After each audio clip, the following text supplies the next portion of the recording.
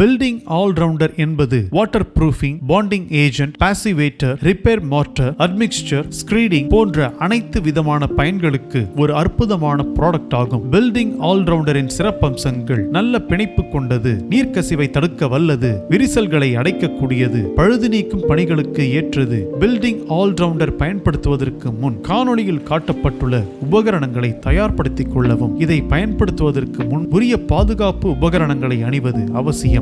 இப்பொழுது பயன்படுத்தும் முறையை பார்ப்போம். பயன்படுத்தக்கூடிய மேற்பரப்பில் பாசி, அழுக்கு, சிமெண்ட் துகள்கள், பெயிண்ட் போன்றவை படிந்திருந்தால் அவற்றை இயந்திரத்தின் உதவியோடு நன்கு சுத்தம் செய்ய வேண்டும். பாண்டிங் ஏஜென்ட்டாக பயன்படுத்தும் போது ஒரு பங்கு பில்டிங் ஆல்ரவுண்டருக்கு ஒரு பங்கு சிமெண்டை கலந்து கொள்ள வேண்டும். வாட்டர் ப்ரூஃபிங்காக பயன்படுத்தும் போது ஒரு பங்கு பில்டிங் ஆல்ரவுண்டருக்கு 1.5 பங்கு சிமெண்டை பயன்படுத்தி 2 கோட்டிங் அடிக்க வேண்டும். குறிப்பாக முதலில் பில்டிங் ஆல்ரவுண்டரை ஊற்றி பின்பு கொஞ்சம் கொஞ்சமாக சிமெண்டை கொட்டி கலக்க வேண்டும். பழுது நீக்கும் பணிகளுக்கு பாலிமர் மாடிஃபைட் ரிப்பேர் மார்ட்டராக பயன்படுத்தும் போது 50 கிலோகிராம் கொண்ட ஒரு மூட்டை சிமெண்டிற்கு 125 கிலோகிராம் மணலும் 8 முதல் 10 லிட்டர் தண்ணீரும் 200 முதல் 300 ml வரை பில்டிங் டாக்டர் ஆல்ரவுண்டரும் கலந்து உபயோகிக்க வேண்டும். ஒரு ரிப்பேர் மார்ட்டராக உருவாக்கி பயன்படுத்தலாம். பாசிவேட்டராக பயன்படுத்தும் போது ஒரு பங்கு பில்டிங் ஆல்ரவுண்டருக்கு ஒரு பங்கு சிமெண்டை பயன்படுத்த வேண்டும். ஃப்ளோர் ஸ்கிரீடாக பயன்படுத்தும் போது 50 கிலோகிராம் கொண்ட ஒரு மூட்டை சிமெண்டிற்கு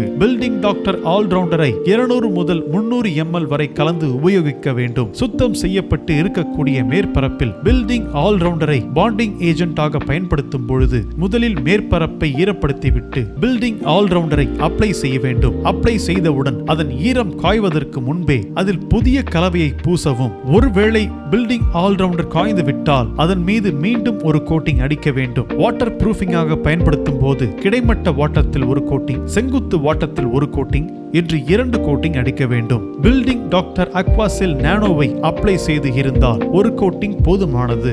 பில்டிங் ஆல்ரவுண்டரை கம்பிகளில் பாசிவேட்டராக பயன்படுத்தும் போது அதன் மீது பூச்சு பூசி அல்லது ஸ்கிரீடிங் செய்து சூரிய ஒளி படாமல் மூட வேண்டும். பில்டிங் ஆல்ரவுண்டர் செயல்திறனை ஒரு சோதனையின் மூலம் காண்போம்.